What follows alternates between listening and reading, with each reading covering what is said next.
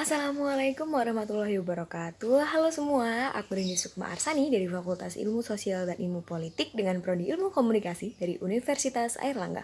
Pada video kali ini, aku akan membahas tentang apa sih persamaan dan perbedaan antara zakat dan pajak.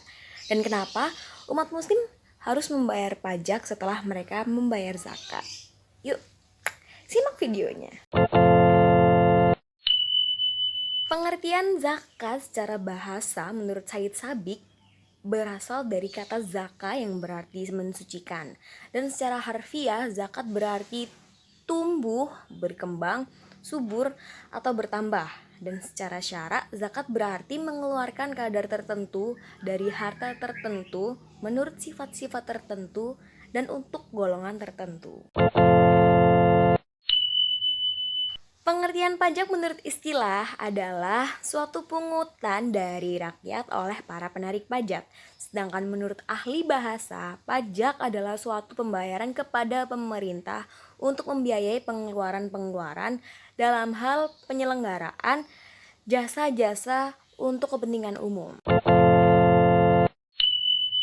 Yang pertama, zakat itu dibayarkan secara tunai dan ditentukan oleh hukum negara atau ada di undang-undang perpajakan. Sedangkan zakat itu dibayarnya boleh tunai atau tidak.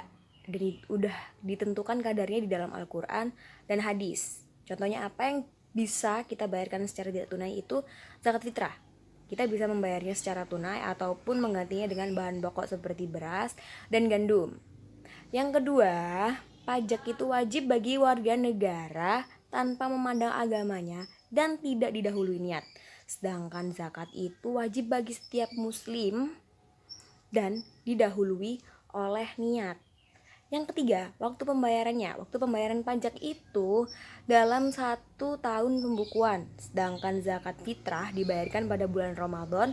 Sedangkan zakat harta itu dibayarkan pada saat harta tersebut mencapai nisab dan dimiliki dalam setahun.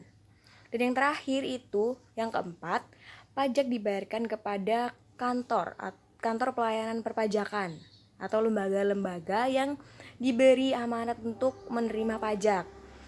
Sedangkan zakat itu bisa dibayarkan melalui amil zakat atau penyalur zakat atau langsung ke 8 asnaf. Yang pertama, keduanya sama-sama perintah mengeluarkan sebagian harta dalam aturan tertentu. Yang kedua, besar pembayaran berdasarkan persentase tertentu dan untuk orang-orang yang memenuhi syarat. Yang ketiga, keduanya sama-sama mensejahterakan kelompok masyarakat tertentu. Nah, seperti yang kita tahu, muslim itu memiliki kewajiban untuk membayar zakat.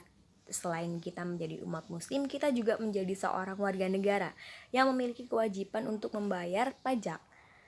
Maka dari itu, kita sebagai muslim memiliki 2 beban, yaitu membayar zakat dan juga membayar pajak.